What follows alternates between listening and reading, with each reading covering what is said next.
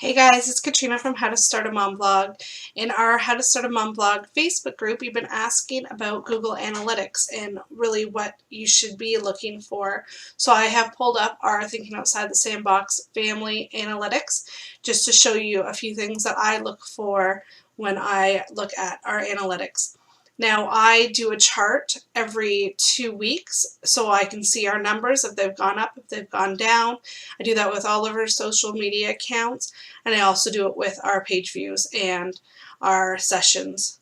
So just to show you real quick, page views, this is how many people that Google Analytics has said has seen, like how many pages they've looked at. The users is how many individual people or unique monthly views is what it used to be called. And sessions is just these people, this 29,000 people that came to our blog, they looked at our blog 31,483 different times. So obviously some people did look at our blog more than once. We had some returning clients.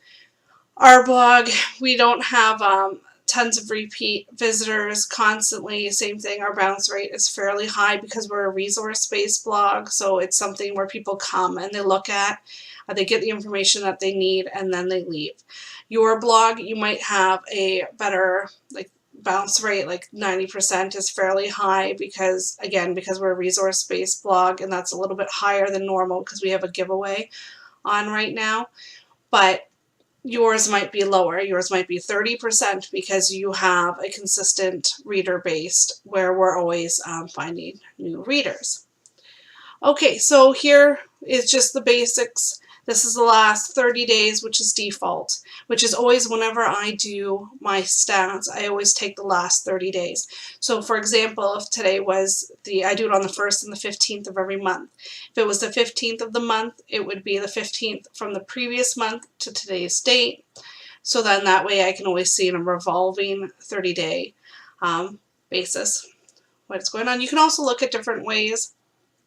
You can look at it weekly, monthly, just to see trends. If you're going to look at it monthly, you're going to want to look at a much higher date range, so you have more things to look at. So let's go.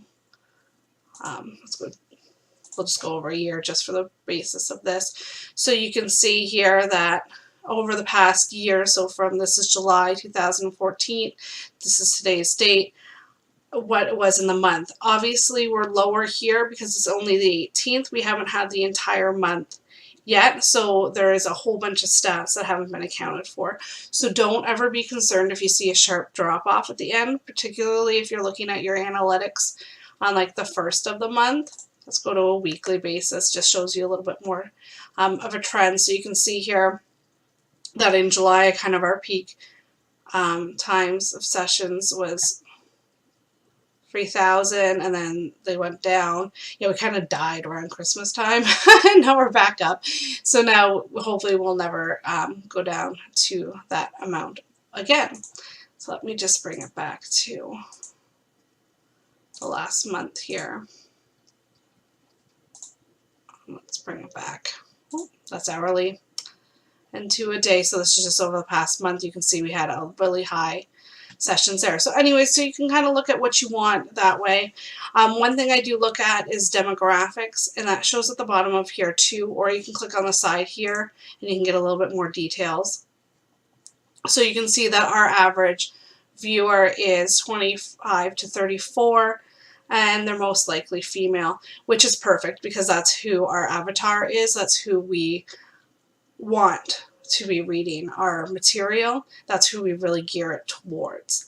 Again, like the people that are 65 plus that come, they're more than welcome to come read our material as well, but we just don't gear it towards them. So you can see even through here, then they tell you exactly how many people.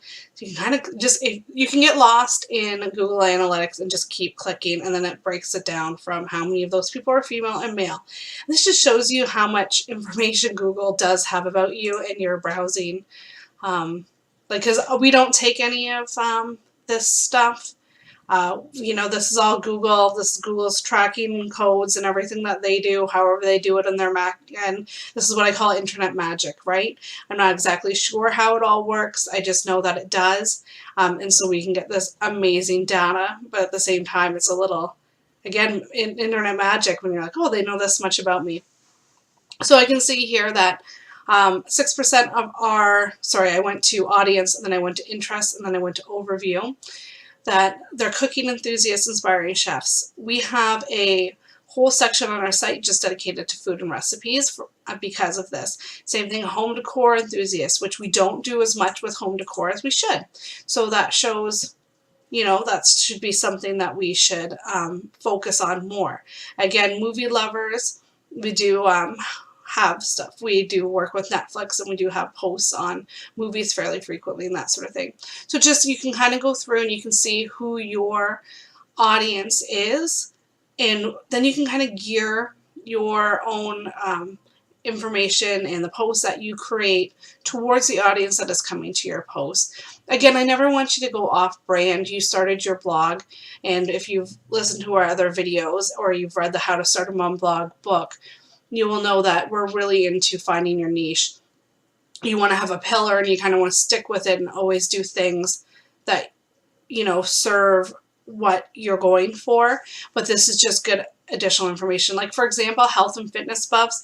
We do not touch upon weight loss at all on the Thinking Outside the Sandbox brands. So they might be a little underserved at our site. We do talk about health, though.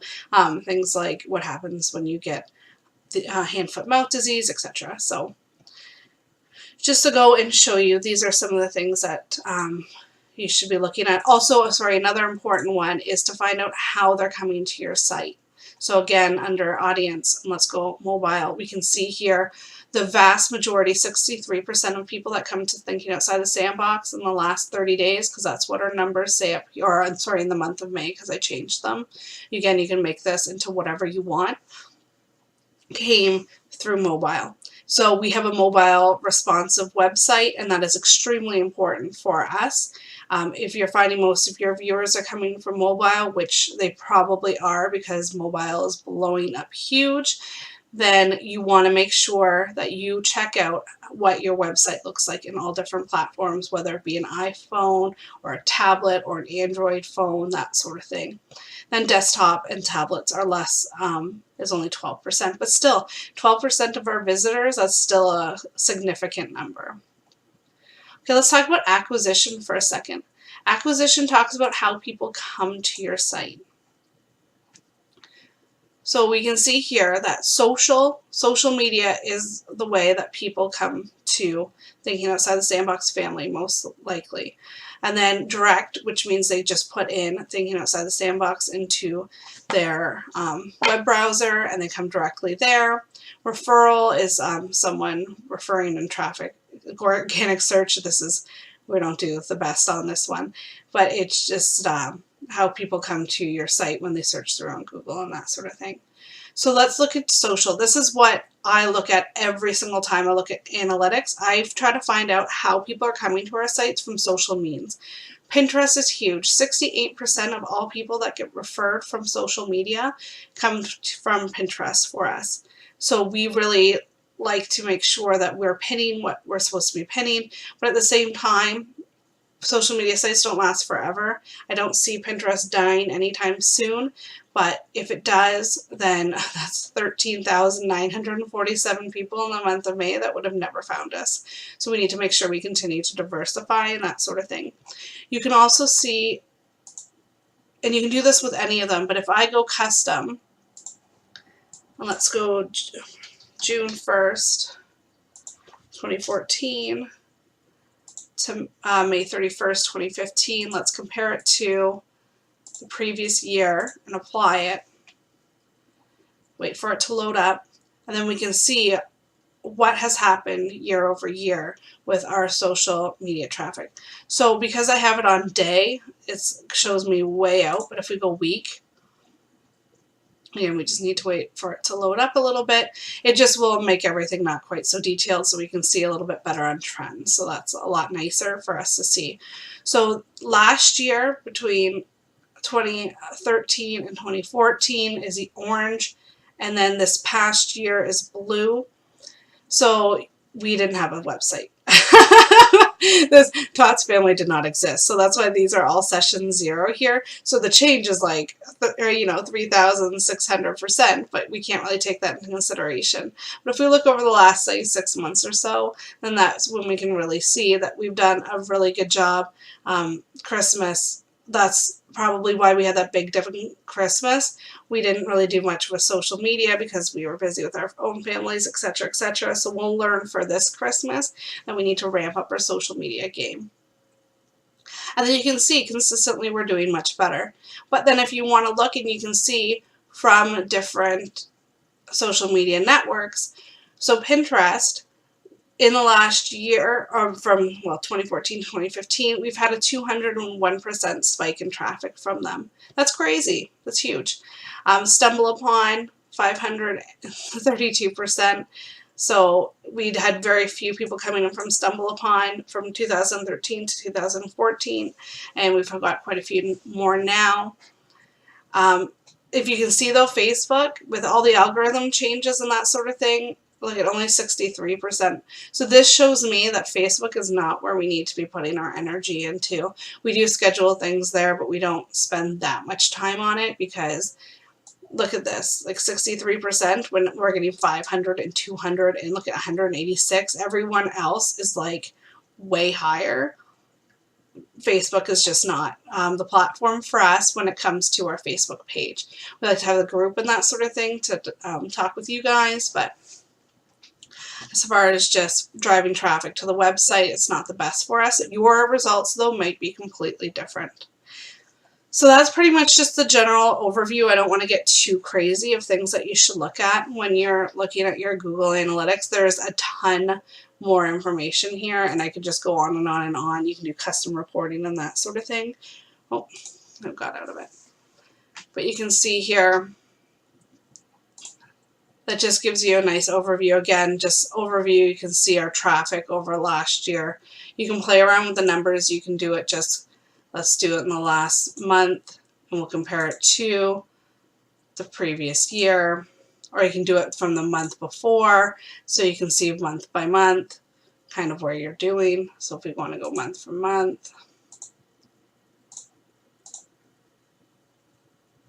so you can see our traffic in May was better than our traffic in April. So yeah, so you can play around, you can have a little bit more fun with it, figure it out. If you have any questions, go to the How to Start a Mom Blog Facebook group, and then I can definitely answer any questions that you may have.